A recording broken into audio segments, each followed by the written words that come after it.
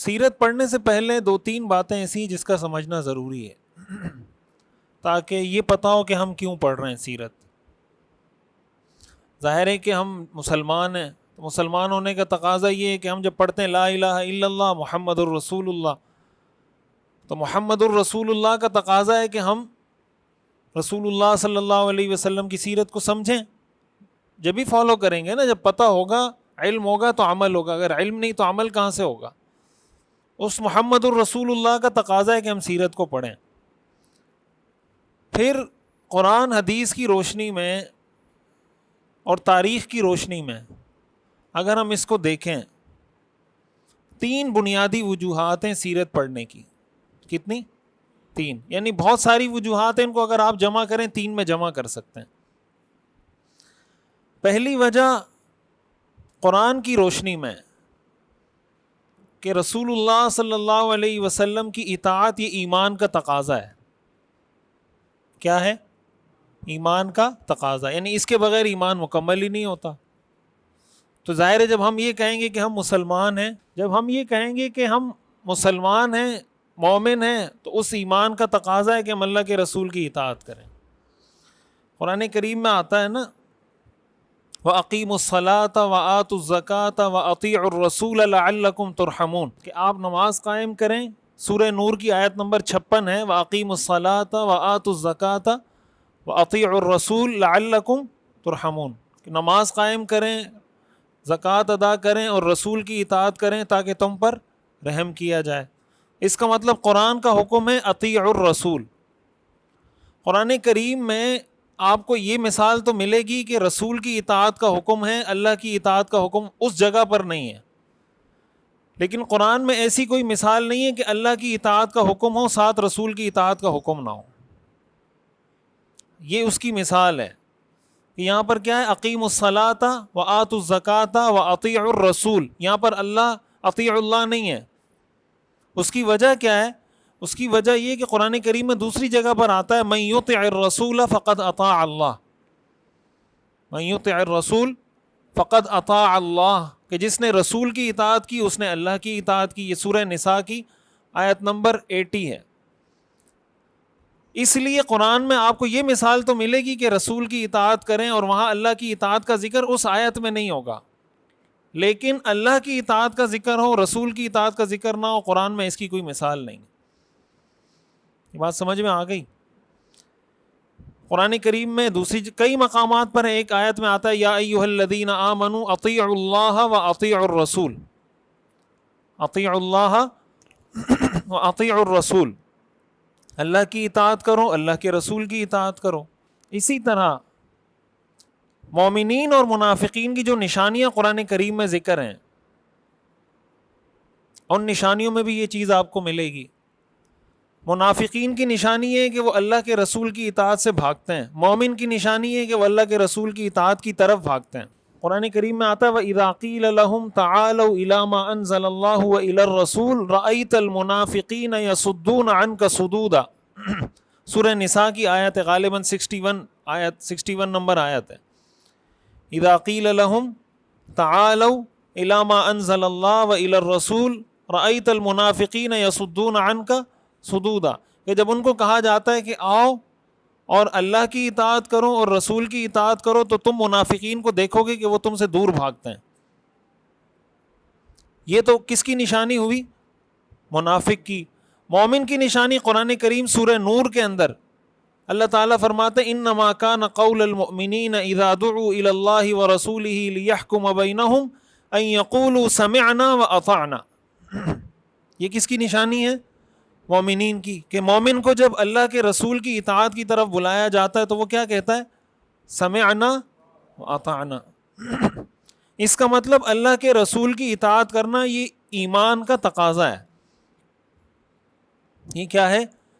سورہ نساء کے اندر اللہ تعالیٰ ارشاد فرماتے ہیں فلا وربک لا یؤمنون حتی یحکموک فیما شجر بینہم ثم لا یجدوا فی انفسہم حرجا مما قضیت ویسلموا تسلیما، کہ تیرے رب کی قسم یہ اس وقت تک مومن نہیں ہو سکتے جب تک یہ آپ کو اپنے معاملات میں فیصلہ کرنے والا نہ بنائیں اور آپ کے فیصلے کو بلا چوں چرا تسلیم نہ کریں، اس وقت تک یہ مومن تو قرآن میں نفی کر دی اللہ نے اس شخص کے ایمان کی. ایسا آدمی مومن نہیں ہے جو اللہ کے رسول کو اپنے معاملات میں حکم نہیں بناتا. قرآن کریم سورہ احزاب میں غالباً آتا ہے وَمَا كَانَ لِمُؤْمِنٍ وَلَا مُؤْمِنَةٍ إِذَا قَضَى اللَّهُ وَرَسُولُهُ أَمْرًا أَن يَكُونَ لَهُمُ الْخِيَرَةُ مِنْ أَمْرِهِمْ. کسی مومن کسی مومنہ کے لیے یہ بات جائز نہیں ہے کہ اگر اللہ اور اللہ کا رسول کوئی فیصلہ کر دے کہ پھر ان کے پاس کوئی آپشن بچ جائے. مومن کے پاس پھر کوئی آپشن نہیں بچتا. جب اللہ کے رسول نے فیصلہ کر دیا اس میں عمل کرنا ہے.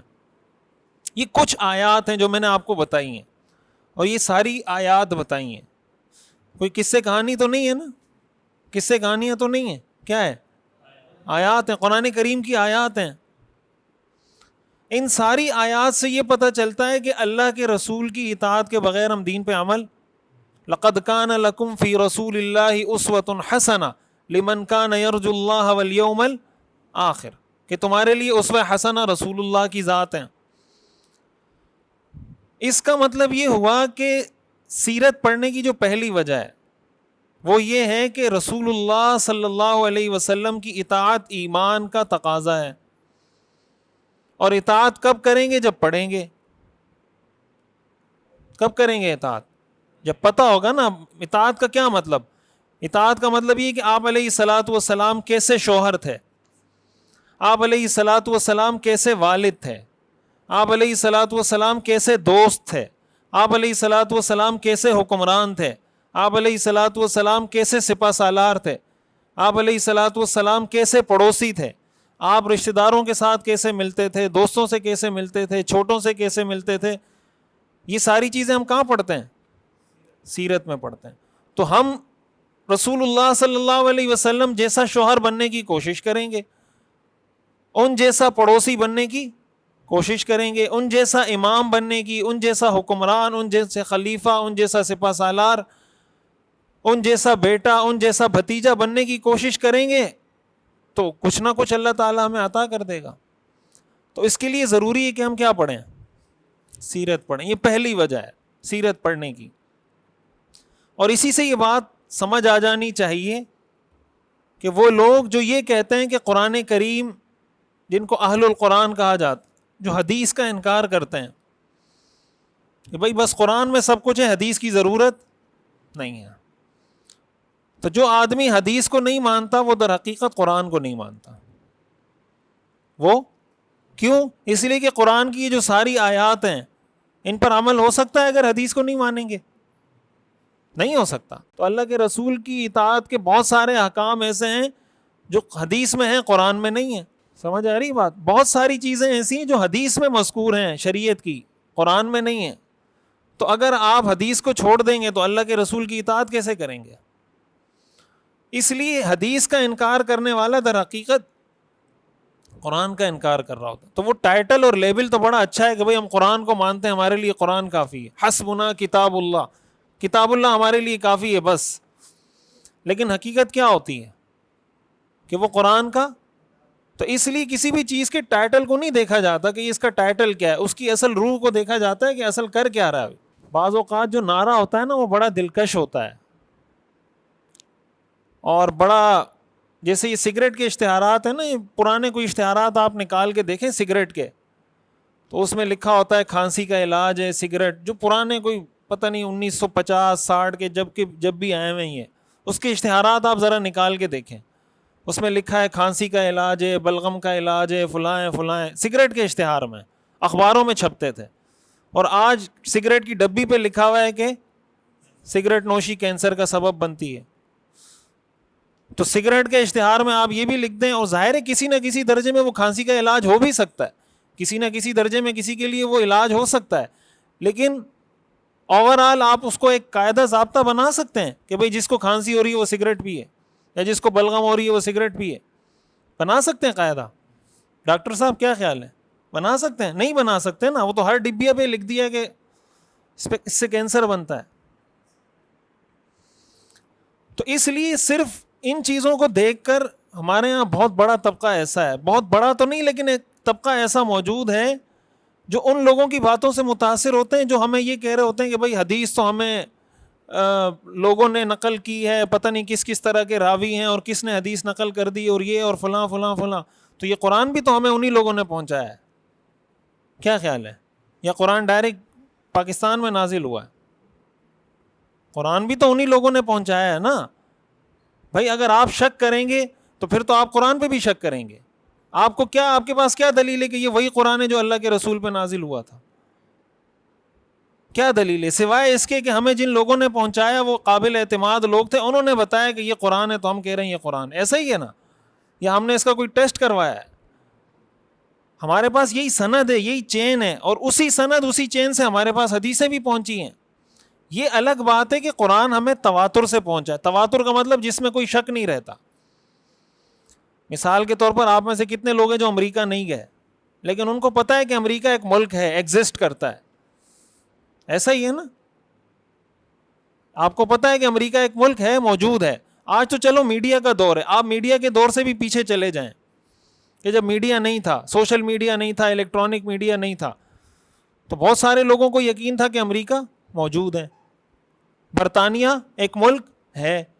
تو یہ ان کو کس نے بتایا؟ اس کو تواتر کہتے ہیں. اتنے لوگوں سے آپ کو بات پہنچے کہ وہ جھوٹ نہیں ہو سکتی.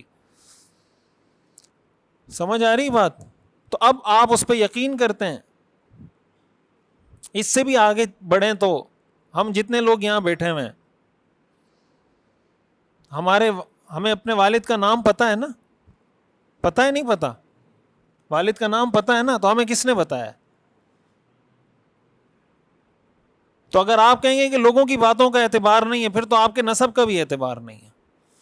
اس لیے کہ آپ کو تو آپ کی امی نے بتایا کہ یہ آپ کے ابو ہیں، آپ کو کیا پتا کہ یہ آپ کے ابو ہیں یا نہیں.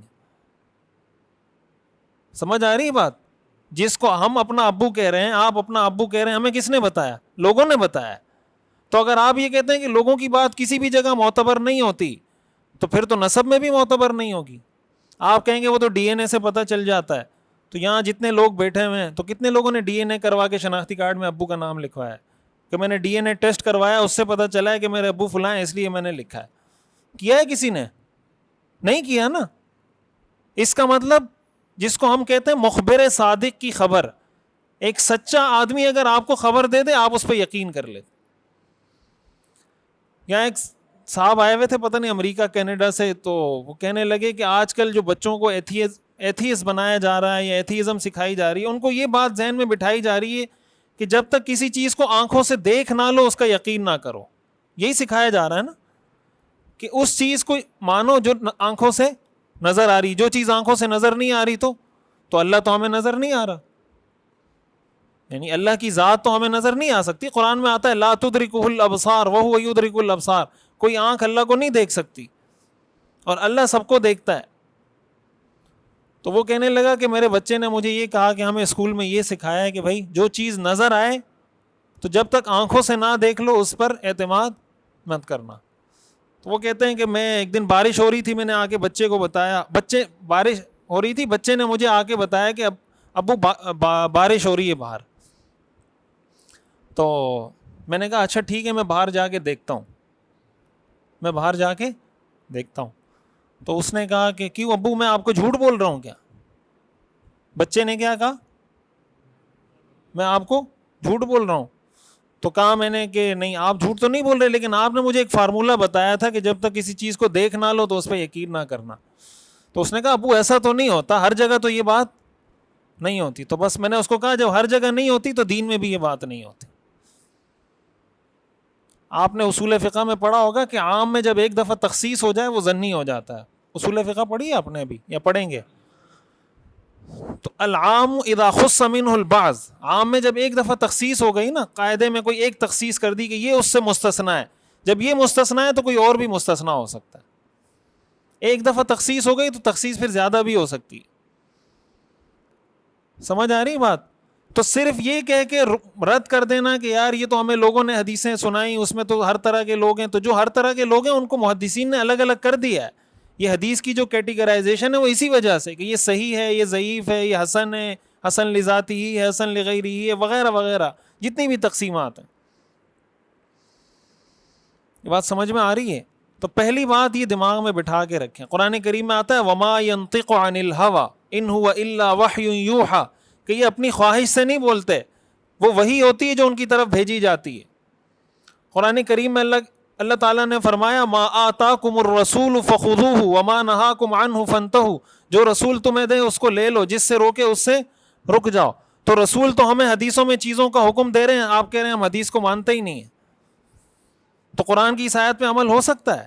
ما آتاکم الرسول فخذوہ وما نہاکم، ہو سکتا ہے عمل؟ نہیں ہو سکتا ہے اس پر عمل۔ تو پہلی چیز جس کی وجہ سے سیرت کا پڑھنا ضروری ہے وہ یہ کہ قرآن کریم کی ان ساری آیات پر عمل اس وقت ہوگا جب آپ سیرت پڑھیں گے۔ جب کیا پڑھیں گے؟ سیرت پڑھیں گے۔ بات سمجھ میں آ گئی؟ دوسری وجہ کہ قرآن کریم میں اللہ تعالیٰ نے حضور علیہ الصلاۃ والسلام کو ہمارے لیے رول ماڈل کے طور پہ پیش کیا ہے۔ جس شخصیت کو آپ رول ماڈل بناتے ہیں، علامہ سلمان ندوی رحمۃ اللہ علیہ کی کتاب خطبات مدراس دیکھیے آپ لوگوں نے، اس کا مطالعہ کریں آپ لوگ۔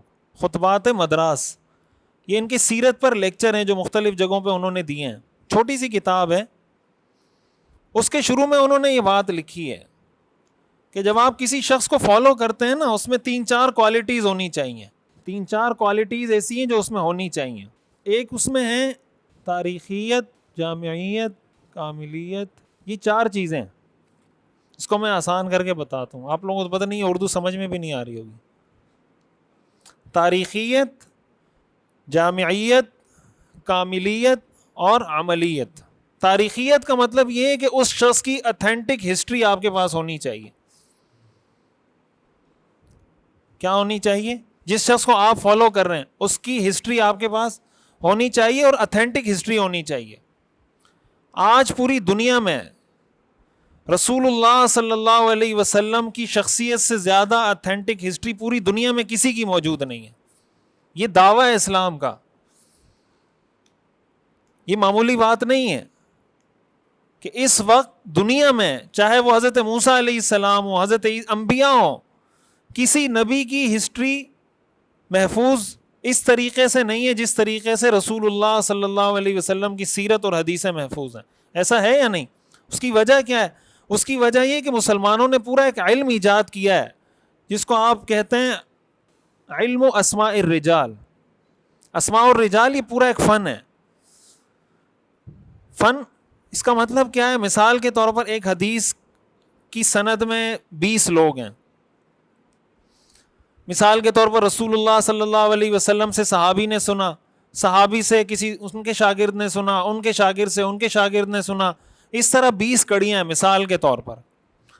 اب 20 کڑیوں کا مطلب ہے کہ یہ 20 لوگ ہیں۔ سمجھ آ رہی بات؟ مثلا کسی کا نام کچھ ہے، کسی کا نام کچھ ہے، کوئی مصر کا رہنے والا ہے، کوئی قطر کا رہنے والا ہے، کوئی عمان کا رہنے، مختلف آپ کو ملیں گے راوی جو ہیں۔ اب اس راوی کا پورا بایو ڈیٹا، یعنی 20 راوی ہیں نا، تو 20 میں سے ہر راوی کا پورا بایو ڈیٹا، یہ کون ہے، اس کا والد کون تھا، کہاں پیدا ہوا، کس سے سبق پڑھا، یہ کس ٹائپ کا آدمی تھا، نماز پڑھتا تھا نہیں پڑھتا تھا، دین کے حوالے سے اس کا سٹیٹس کیا تھا، لوگوں میں اس کی شہرت دین کے لحاظ سے کیسی تھی، یہ فاسق تھا، عادل تھا، اس کا جو لائف اسٹائل تھا وہ شریعت کے مطابق تھا نہیں تھا۔ یہ ساری چیزیں ہر راوی کی محفوظ ہیں۔ اس طرح لاکھوں راوی ہیں، ایسا ہی ہے نا، یہ جو حدیثیں ہمیں پہنچی ہیں لاکھوں راوی ہیں اس میں، تو جتنے راویوں کے ذریعے ہمیں حدیث پہنچی ہے ہر راوی کا پورا بایو ڈیٹا محفوظ ہے۔ اور یہ اس زمانے میں محدثین نے محفوظ کیا ہے جب یہ کمپیوٹر اور ٹیکنالوجی اور چیزوں کو جمع کرنے کا کوئی رواج ہی نہیں تھا۔ اس طریقے سے انہوں نے ایک شخص کا بایو ڈیٹا لکھا ہے جو آج بھی موجود ہے۔ مثلا آپ کے پاس بخاری کی کوئی حدیث آتی ہے، آپ دیکھتے ہیں کہ بخاری کی یہ حدیث ہمیں جن واسطوں سے پہنچی ہیں وہ کتنے لوگ ہیں، تو ہر شخص کا پورا بایو ڈیٹا آپ کو اسماء الرجال میں مل جائے گا۔ یہ فن ایجاد ہی مسلمانوں نے کیا ہے، اس سے پہلے یہ فن موجود ہی نہیں تھا کہ بھائی تاریخ کو نقل کرنے کے لیے، حدیث کو نقل کرنے کے لیے اتنا اہتمام کیا جائے۔ اب جب کسی راوی کے بارے میں پتہ چل جاتا ہے کہ بھائی یہ آدمی اس حدیث کو روایت کر رہا ہے لیکن یہ کبھی کبھی جھوٹ بولتا تھا، جب اس راوی کے بارے میں کسی نے بھی یہ کمنٹ کر دیا، کسی معتبر شخص نے، اس حدیث، وہ مثلا سارے راوی ٹھیک تھے، وہ حدیث صحیح ہوتی، لیکن اس ایک راوی کی وجہ سے حدیث کو سائڈ پہ کر دیا جاتا ہے کہ یہ حدیث ضعیف ہو گئی۔ کیوں؟ اس لیے کہ ان 20 میں سے ایک آدمی ضعیف ہے. سمجھ آ رہی بات؟ یہ جو 20 راوی ہیں، ان 20 راویوں میں سے فلاں راوی کیا ہے؟ ضعیف ہے. اس کو سائڈ پہ کر دیتے ہیں، پھر اس کو الگ کیٹیگری میں ڈالتے ہیں صحیح کی کیٹیگری سے نکال کر. تقریباً حدیث کی کوئی 60 سے زیادہ اقسام ہیں. کتنی؟ 60 سے زیادہ قسمیں محدثین نے بنائی ہیں. ہمیں تو صرف یہ 2-3 معلوم ہے نا، صحیح، حسن، ضعیف. 60 سے زیادہ قسمیں حدیث کی، اور ان میں زیادہ تر قسمیں وہ اسی راوی کی حیثیت کی وجہ سے تبدیل ہوتی ہیں. کہ راوی اگر زیادہ ہوں تو اس حدیث کو کیا کہیں گے، راوی کم ہو تو کیا کہیں گے، راوی درمیانے ہو تو کیا کہیں گے، اگر راوی عادل ہوں، ان کا اخلاق کردار بہت اعلیٰ معیار کا ہو تو اس حدیث کی حیثیت کیا ہوگی. اگر کوئی راوی ایسا ہے جو فاسق فاجر ہے اور حدیث کو روایت کر رہا ہے، اس حدیث کی سندی حیثیت کیا ہوگی. یہ جو علم و اسماء الرجال ہے، یہ مسلمانوں کا ایجاد کردہ فن ہے. اس سے پہلے یہ دنیا میں ایگزسٹ نہیں کرتا تھا، اور یہ مسلمانوں نے حدیث کی حفاظت کے لیے وضع کیا یہ علم. تو رسول اللہ صلی اللہ علیہ وسلم کی حدیثیں اور سیرت ہمارے پاس جس اتھینٹک طریقے سے موجود ہیں، دنیا میں کسی اور کی سیرت ایسے موجود ہے؟ جب یہ فن کسی کے پاس نہیں تو موجود کہاں سے ہوگی؟ تو کسی شخص کو جب آپ فالو کرتے ہیں، پہلی چیز اس میں یہ ہونی چاہیے تاریخیت. تاریخیت کا مطلب اتھینٹک ہسٹری اس شخص کی آپ کے پاس ہے. تو دنیا میں واحد وہ شخصیت جس کی اتھینٹک ہسٹری ہمارے پاس ہے، وہ کون ہے؟ اللہ کے رسول صلی اللہ علیہ وسلم. دوسری چیز ہے جامعیت. جامعیت کا مطلب یہ کہ ان کی زندگی کا کوئی ایک پہلو ہمارے پاس محفوظ نہ ہو. ایک تو یہ نا، مثال کے طور پر کوئی بڑا سپہ سالار گزرا ہے، یہ بڑا فاتح گزرا ہے. سمجھ آ رہی بات؟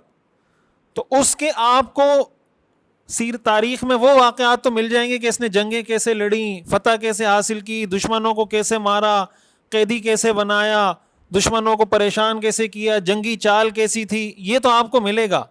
لیکن یہ کہ وہ کیسا شوہر تھا، اس کی ہسٹری میں یہ چیز آپ کو نہیں ملے گی. جب آپ اس کی ہسٹری پڑھنے جائیں گے تو اس کی ہسٹری میں یہ چیز نہیں ملے گی.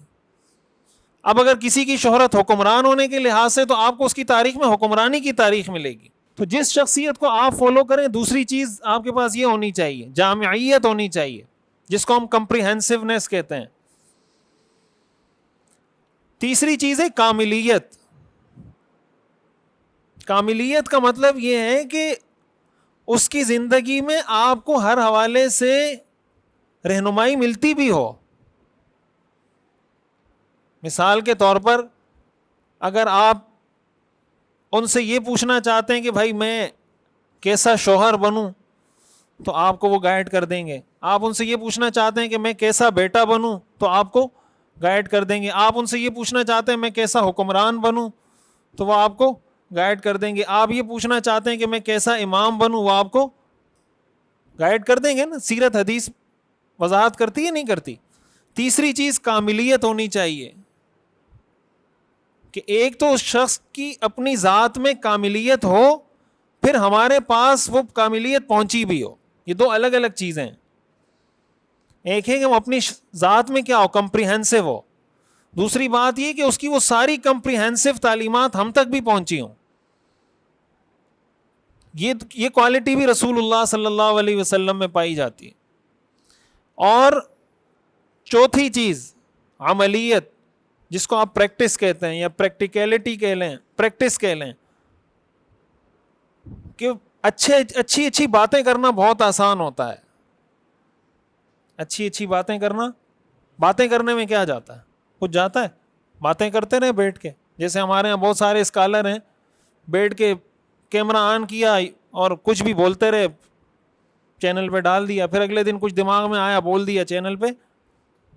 ہے نا ایسے لوگ؟ تو باتیں کرنے سے کیا جاتا ہے؟ لوگ کہتے ہیں مولوی کچھ نہیں کر رہے، مولویوں نے یہ کر دیا، مولویوں نے وہ کر دیا. یہ جتنے اسکالر آپ کو مولویوں کے خلاف ملیں گے، آپ ان کو کہیں ٹھیک ہے ہم مولوی کو چھوڑ دیتے ہیں. ایک کام آپ یہ کریں کہ ناظرہ کے مکاتب پورے پاکستان میں کھول دیں. کیا کریں؟ آئندہ کے بعد ہم کسی مولوی سے الف با نہیں پڑھیں گے. کس سے پڑھیں گے؟ اسکالر سے پڑھیں گے. تو اسکالر صاحب کو کہیں اسکالر صاحب آپ یہ کریں کہ ہم اپنے بچوں کو کسی مولوی سے نورانی قاعدہ نہیں پڑھانا چاہتے, آپ پڑھائیں ہمارے بچوں کو. پڑھائیں گے یہ اسکالر؟ ان کے پاس سسٹم ہے ان کے پاس کہ پورے پاکستان میں نیٹ ورک پھیلا دیں کہ ہم نورانی قاعدہ پڑھائیں گے. یہ تو ایک نورانی قاعدے کی بات کر رہا ہوں. پھر آپ ناظرہ کی طرف جائیں, پھر آپ حفظ کی طرف جائیں, پھر آپ اور علم دین کی طرف جائیں. کوئی سسٹم ہے؟ تو یہ کہتے ہیں مولویوں سے دین نہ سیکھیں. تو ٹھیک ہے, آپ کہیں ہم نہیں سیکھتے, آپ سے سیکھتے ہیں, سکھائیں نورانی قاعدہ ہمیں. 5,000 روپے تنخواہ لے کے کسی جھگی میں بیٹھ کے ہمیں نورانی قاعدہ پڑھائیں. آپ انجینئر بننے کے بعد لگ پتہ جائے گا آپ کو کہ نورانی قاعدہ پڑھانا آسان ہے یا مشکل ہے. ایسا ہے یا نہیں؟ تو یہ کیا ہے باتیں, ہم یہ کر دیں گے, ہم یہ کر دیں گے, مولوی ایسے ہیں, مولوی ویسے ہیں, ہم نے یہ کر دی. کیا کیا ہے بھائی آپ نے؟ مولویوں کا تو کردار ہے گراؤنڈ پہ موجود ہے. وہ نورانی قاعدہ بھی پڑھاتے ہیں, وہ آخر تک عالم کا کورس بھی پڑھاتے ہیں, مفتی کا کورس بھی پڑھاتے ہیں, سب کچھ پڑھاتے ہیں. آپ کیا کرتے ہیں سوائے باتوں کے؟ بات سمجھ میں آ رہی ہے؟ تو نورانی قاعدہ ہو, ناظرہ قرآن ہو, حفظ قرآن ہو, علم دین ہو, دراسات ہو, فہم دین ہو, 8 سالہ درس نظامی ہو, کلیت الشریعہ ہو, الاحسان کورسز, یہ جتنے کورسز ہیں جو عملی کام گراؤنڈ پہ ہو رہا ہے وہ کون کر رہا ہے؟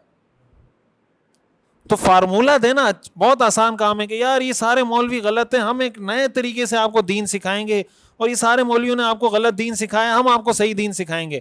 تو دیکھنے میں تو بات بڑی اچھی لگتی ہے. جب آپ ان کو کہیں ذرا کر کے دکھائیں, جتنی تنخواہ پہ مولوی گزارا کر رہا ہے پوری دنیا میں, پہلے تو آپ اپنا نیٹ ورک پھیلائیں. آپ ناظرہ پڑھانے والے کو 2 لاکھ تنخواہ دیں, ہمیں کوئی مسئلہ نہیں ہے. یہ جو جدید اسکالر ہیں ان کو کہیں نورانی قاعدے کے لیے بندہ بٹھائیں, آپ اس کو 5,000 نہیں 2 لاکھ تنخواہ کی تو ہم بات ہی نہیں کرتے کہ کم تنخواہ پہ کریں.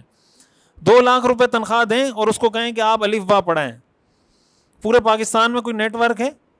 پورے کراچی کی سطح پہ کوئی نیٹ ورک ہے؟ کسی ایک شہر کی سطح پہ کوئی نیٹ ورک ہے؟ کسی ایک گاؤں کی سطح پہ کوئی نیٹ ورک ہے؟ تو باتیں, تو وہ کہتے ہیں نا باتیں کروڑوں کی دکان پکوڑوں کی. باتیں کروڑوں کی دکان پکوڑوں. باتیں کرنے میں کچھ نہیں جاتا. رسول اللہ صلی اللہ علیہ وسلم کی جو سب سے بڑی خصوصیت تھی وہ یہ تھی, آپ نے ہمیں صرف اچھی اچھی باتیں نہیں بتائی کہ کوئی تکلیف دے اس کے ساتھ اچھائی سے پیش آؤ, کوئی برا کرے اس کے ساتھ اچھا کرو, اور اگر اللہ کے راستے میں جہاد کرنا پڑ جائے تو جہاد کرو, جنگ لڑنی پڑ جائے تو جنگ کرو. آپ نے جب جہاد کا حکم دیا تو جہاد کر کے دکھایا. آپ نے جب یہ کہا کہ کسی کی تکلیف پہ صبر کریں تو صبر کر کے دکھایا. آپ نے جب کہا بڑوں کا احترام کرنا ہے تو کر کے دکھایا. آپ نے کہا کہ خیرکم لأہلی, تم میں سے بہتر وہ ہے جو اپنے گھر والوں کے ساتھ اچھا ہو. آگے آپ نے فرمایا وَأَنَا خَيْرُكُمْ لِأَهْلِي, میں اپنے گھر والوں کے لیے تم میں سب سے بہتر ہوں. تو آپ نے جب کہا کہ اچھے شوہر بنو تو اچھا شوہر بن کے دکھایا. تو اس لیے اچھی اچھی باتیں کرنا یہ ایک چیز ہے, اچھی اچھی باتوں بتانے کے بعد خود عمل کرنا. فتح مکہ کے موقع پر, خطبہ حجۃ الوداع کے موقع پر رسول اللہ صلی اللہ علیہ وسلم نے جو خطبہ دیا, آپ نے فرمایا کہ آج کے بعد تمام سودی معاملات ختم. الا ان ربا الجاہلیت موضوع, کہ جاہلیت کے تمام سودی معاملات ختم. الا ان دماء الجاہلیت موضوع, جاہلیت کے تمام قتل کے بدلے ختم. جاہلیت میں قتل کے بدلے آج کے بعد کوئی کسی کو قتل نہیں کرے گا. تو جہاں جہاں آپ بتاتے رہے کہ بھائی آج کے بعد سود ختم, تو آپ نے فرمایا کہ سب سے پہلا سود جو میں معاف کرتا ہوں اپنے چچا حضرت عباس کا سود معاف کرتا ہوں, کہ جس نے حضرت عباس کو سود دینا ہے وہ معاف ہے. پھر آپ نے فرمایا کہ جاہلیت کے تمام قتل ختم. آپ نے فرمایا سب سے پہلے میں اپنے چچا زاد کا خون معاف کرتا ہوں کہ ہم اس کا قصاص نہیں لیں گے. تو آپ علیہ الصلوۃ والسلام نے جب کوئی چیز سکھائی خود عمل کر کے بتایا. یہ 4 چیزیں لکھی ہیں علامہ سلمان ندوی رحمۃ اللہ علیہ نے خطبات مدراس میں, کہ جب کسی شخصیت کو آپ فالو کرتے ہیں اس میں یہ 4 کوالٹیز ہونی چاہیے. یہ 4 کوالٹیز رسول اللہ صلی اللہ علیہ وسلم کے علاوہ کسی میں نہیں پائی جاتی. پائی جاتی ہیں, ایک کوالٹی بھی کسی میں نہیں پائی جاتی. ان 4 میں سے کوئی ایک بھی, چاروں ایک ساتھ تو کسی میں نہیں پائی جاتی, چاہے وہ کوئی دینی شخصیت ہو چاہے وہ کوئی دنیاوی شخصیت ہو. یہ آپ علیہ الصلوۃ والسلام کی خصوصیت ہے. یہی وجہ ہے کہ ساری دنیا میں چاہے مسلمان غیر مسلم جب جو انفلوئنشل پرسنالٹیز ہیں ان کا جب تعارف کرواتے ہیں تو سب سے پہلے نام رسول اللہ صلی اللہ علیہ وسلم کا. مشل ہارٹ کی جو کتاب ہے نا 100 انفلوئنشل پرسنالٹیز, یہ دوسری وجہ ہے. وقت ختم ہو گیا. ہاں, تیسری وجہ بھی بتا دیتا ہوں تاکہ یہ مکمل ہو جائے. پہلی وجہ کیا بتائی میں نے, آپ لوگوں کو کچھ پتہ بھی ہے ویسے ہی؟ ہاں, ایمان کا تقاضا ہے, سیرت پہ عمل نہیں کریں گے مومن نہیں بن سکتے. دوسری وجہ کہ جس کو آپ فالو کریں اس میں یہ کوالٹیز ہونی چاہیے, ٹھیک ہے. اور تیسری وجہ یہ ہے جو میں آپ کو پہلے بتا چکا ہوں کہ رسول اللہ صلی اللہ علیہ وسلم معیار ہیں. وہ کیا ہیں؟ ہم میں سے ہر آدمی کا اپنا بیک گراؤنڈ ہے. کوئی پنجابی ہے, کوئی پٹھان ہے, کوئی بلوچ ہے, ہر جگہ کا اپنا ایک کلچر ہے. اب مسلمان تو پٹھان بھی ہے, مسلمان پنجابی بھی ہے, مسلمان سندھی بھی ہے, مسلمان بلوچ بھی ہے. اب ہمارے لیے کوئی ایک ایسا کامن سٹینڈرڈ جس کو ہم اپنا لیں اور ہم یہ کہیں کہ بھائی پٹھان نے بھی اس پر آنا ہے, پنجابی نے بھی اس پر آنا ہے, سندھی نے بھی, عرب نے بھی, عجم نے بھی, سب نے اس پہ آنا ہے. سمجھ آ رہی بات؟ تو یہ اس وقت تک ہو نہیں سکتا جب تک ہمارے پاس کوئی ایک ایسی شخصیت نہ ہو کہ جس کو ہم اپنا رول ماڈل بنائیں اور پھر اس کو فالو کریں. ورنہ کیا ہوگا کہ پٹھانوں کا اپنا دین ہوگا, پنجابیوں کا اپنا دین ہوگا, عرب کا اپنا دین ہوگا, عجم کا اپنا دین ہوگا, ہندوستان کا اپنا دین ہوگا.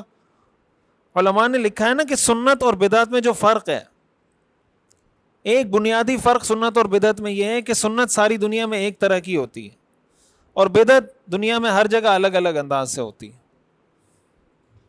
سمجھ آ رہی بات؟ بدعت کا انداز ہر جگہ الگ الگ ہے اور سنت ہر جگہ. اگر آپ کہیں نا کہ مثال کے طور پر کوئی رفع یدین کر رہا ہے, کوئی نہیں کر رہا, یہ بھی الگ الگ ہے. سمجھ آ رہی بات؟ کوئی ہاتھ یہاں باندھ رہا ہے, کوئی یہ بھی, تو وہ لگے بندے طریقے ہیں. مثال کے طور پر رفع یدین یا ترک رفع یدین, یہی دو طریقے ہیں نا, یہ دونوں سنت ہیں, سنت سے ثابت ہیں کہ آپ رفع یدین کریں یا رفع یدین نہ کریں. کوئی تیسرا طریقہ دنیا میں آپ کو نہیں ملے گا. مثال کے طور پر کوئی آدمی رکوع میں جاتے ہوئے سلوٹ کر رہا ہو, تیسرے طریقے کی مثال دے رہا ہوں کہ بھائی وہ لوگ رفع یدین کرتے ہیں, ہم جب رکوع میں جائیں گے ہم سلوٹ کریں گے, سجدے سے اٹھیں گے تو بائیں ہاتھ سے سلوٹ. ہے ایسا کوئی؟ یہ اس کی نشانی ہے کہ یہ سنت اور حدیث اور دین کا حصہ ہے. بدعت میں بدعت کی کوئی آپ وہ نہیں کر سکتے حد بندی کہ بھائی یہ چار طریقے ہیں, ہر جگہ الگ الگ طریقہ ہے. سمجھ آ رہی بات؟ تو رسول اللہ صلی اللہ علیہ وسلم کی شخصیت ایسی ہے کہ ان پہ سب جمع ہو جاتے ہیں. مثال کے طور پر بیوی کے ساتھ کسی کا پھڈا ہو جاتا ہے, مثال کے طور پر حضرت عائشہ رضی اللہ تعالیٰ عنہ کا واقعہ ہے نا کہ آپ علیہ الصلوۃ والسلام کے لیے آپ کی ایک زوجہ نے حضرت عائشہ کی باری میں کچھ بھیج دیا کھانے کا. جب حضرت عائشہ نے دیکھا, حضرت عائشہ نے وہ برتن اٹھا کے پٹک دیا, زمین پہ توڑ کے چورا چورا ہو گیا برتن. رسول اللہ صلی اللہ علیہ وسلم نے دیکھا, اب یہ صحیح بخاری صحیح مسلم کی حدیث ہے, حضرت عائشہ کو غصہ آیا. اب میں اکثر یہ بات کہتا ہوں کہ آپ اس واقعے کو یہاں سٹاپ کر دیں, آگے آپ بتائیں کہ اگر آپ کی بیوی ایسا کرتی آپ کا ری ایکشن کیا ہوتا. سمجھ آ رہی بات؟ آپ کی دو بیویاں تو شاید نہیں ہے, شاید ایک بھی نہیں ہے, پتہ نہیں ہے آپ کی ہیں, ایک ہے, دو ہیں, نہیں دو لوگوں کی صرف آپ ہیں. اچھا, تو ایک ہے. آپ یہ فرض کر لیں گے آپ کی دو شادیاں ہیں, یا اگر یہ فرض نہیں کر سکتے تو یہ سمجھیں کہ آپ کے کسی دوست نے آپ کے لیے کوئی گفٹ بھیج دیا, کوئی پرفیوم بھیج دیا آپ کے دوست نے. جو قریبی دوست ہوتے ہیں نا ان سے بھی بیوی کو چڑ ہوتی ہے, پتہ ہے نا, آپ لوگوں کو تو نہیں پتا ہوگا. جو قریبی دوست ہوتے ہیں نا جن کو بندہ زیادہ ٹائم دیتا ہے, بیٹھتا ہے, تو بیوی ہر وقت کہتی ہے تم اس کے پاس کیوں بیٹھے رہتے ہو, وہ تمہاری بیوی ہے یا میں بیوی ہوں. یہ بیویوں کی نفسیات ہیں. اب آپ کے اسی کسی قریبی دوست نے جس سے آپ کی بیوی چڑھتی ہے, اب ظاہر ہے سوکن تو سوکن سے چڑھتی ہے نا, تو آپ کے اس دوست نے آپ کے لیے پرفیوم بھیجا, آپ کی بیوی نے اٹھا کے زمین پہ پٹخ کے مار دیا, آپ کا ری ایکشن کیا ہوگا؟ تو آپ اگر پٹھان ہیں ہو سکتا ہے آپ کا ری ایکشن کچھ ہو, اگر بلوچ ہیں ہو سکتا ہے ری ایکشن کچھ ہو, اگر دیہات کے رہنے والے ہیں ہو سکتا ہے ری ایکشن کچھ ہو, اگر شہر کے رہنے والے ہیں ہو سکتا ہے ری ایکشن ایسا ہی ہے نا. دیہاتی آدمی کا ریئیکشن شہر کے آدمی کے ریئیکشن سے کیا ہوگا؟ الگ ہوگا. اب اس پہ آپ نے ریئیکٹ کرنا ہے سیرت کے مطابق.